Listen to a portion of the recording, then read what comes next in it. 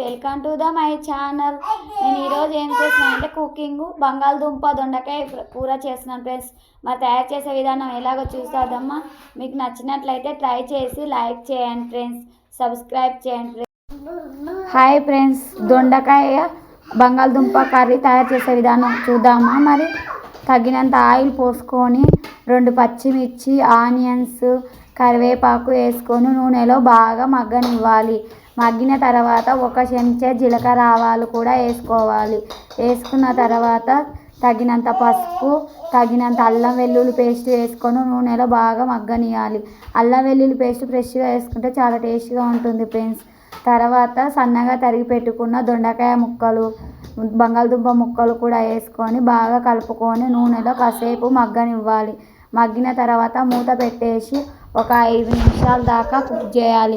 ముక్కలు మెత్తపడే వరకు కుక్ చేసుకోవాలి. తర్వాత బాగా కలుపుకోవాలి. కలుపుకున్న తర్వాత ముక్క మెత్తబడ్డాక తగినంత కారం, తగినంత ఉప్పు వేసుకోవాలి. వేసుకొని బాగా కలుపుకోవాలి.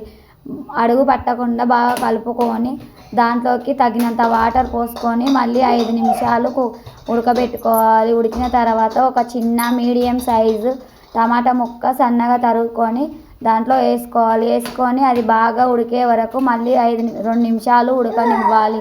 ఉడికిన తర్వాత బాగా కలుపుకోవాలి. తర్వాత మూత తీసి కలుపుకొని మూత తీసి దాంట్లోకి కస్తూరి మేతి, ఒక తగినంత మసాలా కూడా వేసుకుంటే చాలా టేస్టీగా ఉంటుంది ఫ్రెండ్స్.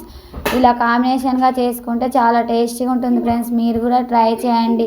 తర్వాత కొబ్బరి పొడి కూడా వేసుకోవాలి. గ్రేవీ థిక్గా వస్తుంది.